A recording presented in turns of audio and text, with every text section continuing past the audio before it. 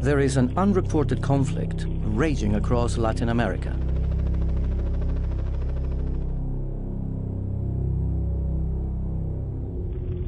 From Brazil to Uruguay, Paraguay and Argentina, vast swathes of forest are being destroyed and people are being forced from their land.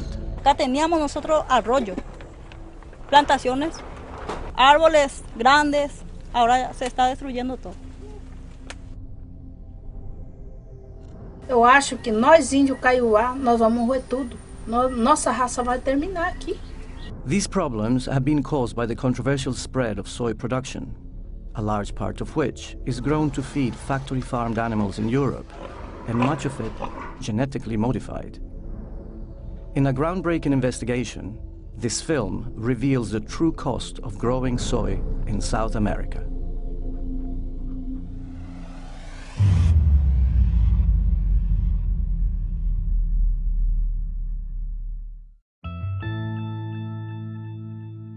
In Paraguay alone, over 2.6 million hectares of land are used to grow soya, and the effect of this on local communities has been devastating.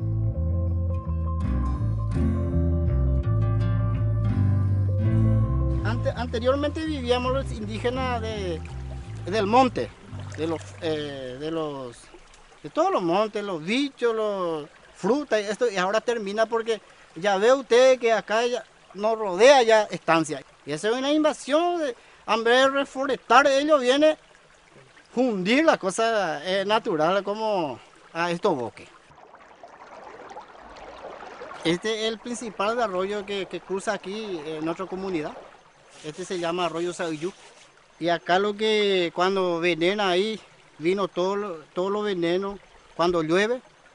Y este está podrido, este agua, a través de estas plantaciones de soja. Most of the soya grown in Latin America is exported to Europe and Asia. Much of it is genetically modified and produced by the biotechnology multinational Monsanto. Contrary to the claims of companies that produce genetically modified crops, strong evidence now shows a massive increase in the use of pesticides with the planting of these crops. Hoy día todos esos ríos, todas esas grandes fuentes de agua en lo que fueron estos bosques y que ahora son sojales, están muertos, están envenenados principalmente por el uso intensivo de agrotóxicos. Al mismo tiempo, las comunidades indígenas que habitaban estas selvas milenariamente, principalmente el pueblo Mbá guaraní, que es el pueblo que habita mayoritariamente esa zona de la selva atlántica, fue desplazado. Getulio de Oliveira is a member of the Kaiowá people. Então, com o veneno de estragar cada vez mais forte, veneno cada vez mais dificuldade. Então, isso é nosso sofrimento aqui. E não tem como pra gente também, a mata também, que protege o nosso solo também, né? Não tem mais mata, tem só. Não tem aonde a água cada vez vai sumindo, né? Se não tem nada, a criança passa mal. A criança sente fome, tem tempo sem comida, né? E onde o pai, a mãe, a gente vai na cidade procurar o recurso, ele fala, não, a Índia está procurando lixo para comer. Não é isso que nós pensamos, nós estamos procurando comida. E eles falam, aquele que tem, eles falam que nós estamos procurando lixo ainda. Não é, talvez, como não tem espaço mesmo, nós não podemos fazer nada.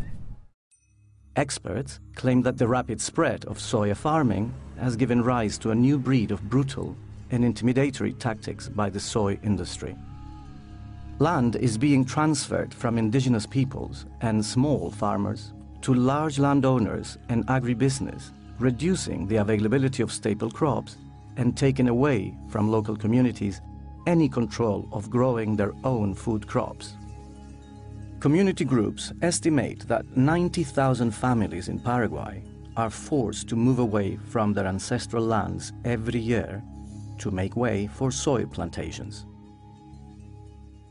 La pérdida de soberanía alimentaria es quizás el impacto más inmediato que se tiene sobre la mayoría de las familias pobres que debieron salirse del campo y venir a las ciudades, a las que nosotros los llamamos desplazados internos. La forma más horrible, digamos, sea la de las fumigaciones aéreas y con estos grandes tractores, digamos.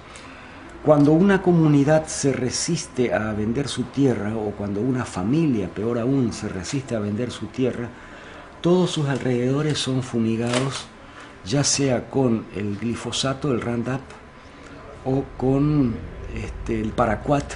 These chemicals are increasingly being linked to a host of health problems, including skin rashes, diarrhea, vomiting, genetic malformations, loss of sight, and even death.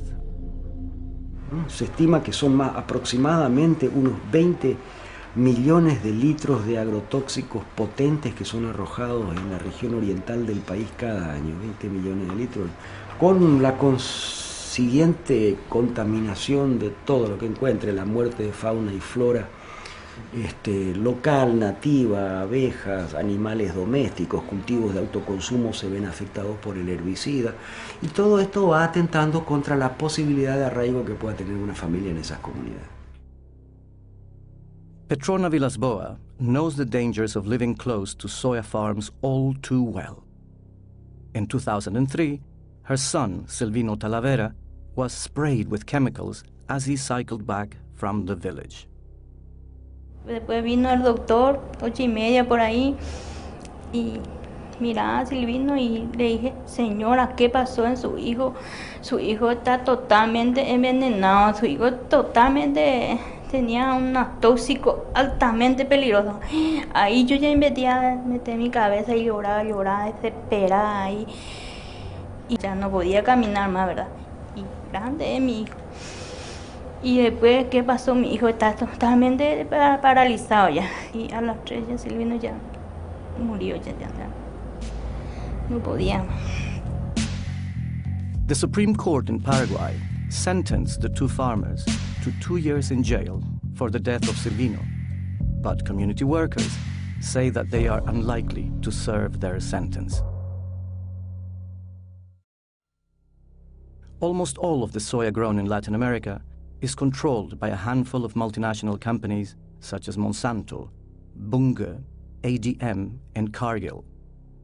Even as hunger and food insecurity rises, these companies are making ever-increasing profits with the sale of patented seeds, pesticides, and fertilizers. Much of the soy is sent to Europe, where it's used as a cheap and protein-rich animal feed in factory farms across the continent.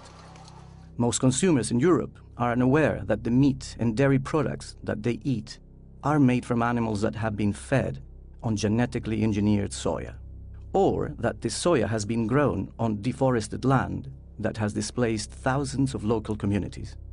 The widespread deforestation of Latin America to feed European farm animals has huge implications for climate change as well.